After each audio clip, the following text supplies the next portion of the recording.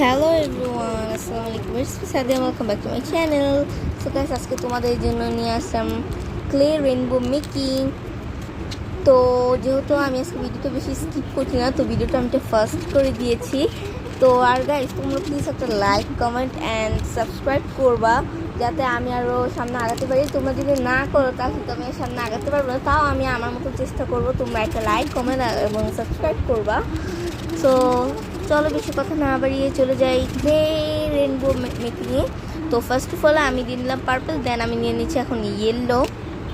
তো এটাকে একটু দেখছো ক্র্যাক হয়ে যাচ্ছে, বিকজ আমার ক্লেটা খুবই সফট ছিল। এখন দিব yellow, sorry guys, orange colour.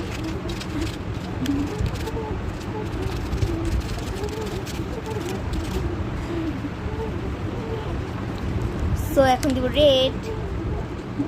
So guys, এটাকে একটু রোল করে নিবা, তোমাদের পছন্দ মতো করবা। আমি একটু বেশি চিকনও করি নাই, বেশি মোটাও করি না, আমি মিডিয়াম সাইজ রেখেছি। তোমরা তোমাদের মতন করবা।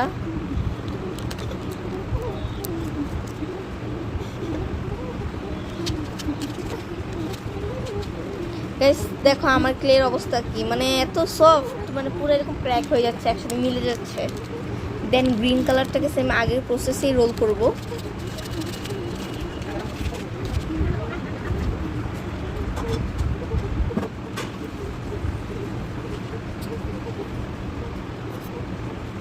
তো এখন আমি রেইনবো সাইজটা দিয়ে নিলাম, রেইনবো শেপ দেওয়ার পর একটার পর একটা কালার আমি দিয়ে নিব, একটার পর একটা ক্লে, যেগুলো আমি রোল করেছিলাম।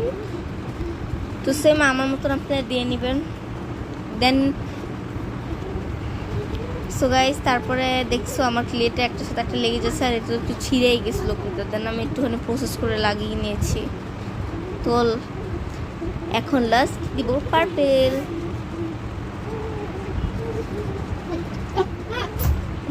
সো গাইস, এটাকে আমি একটু কেটে নিয়েছি, যেহেতু ছোট বড় হয়ে গিয়েছিল। সো এখন আমি ক্লাউড বানাবো দুই পাশে দুইটা।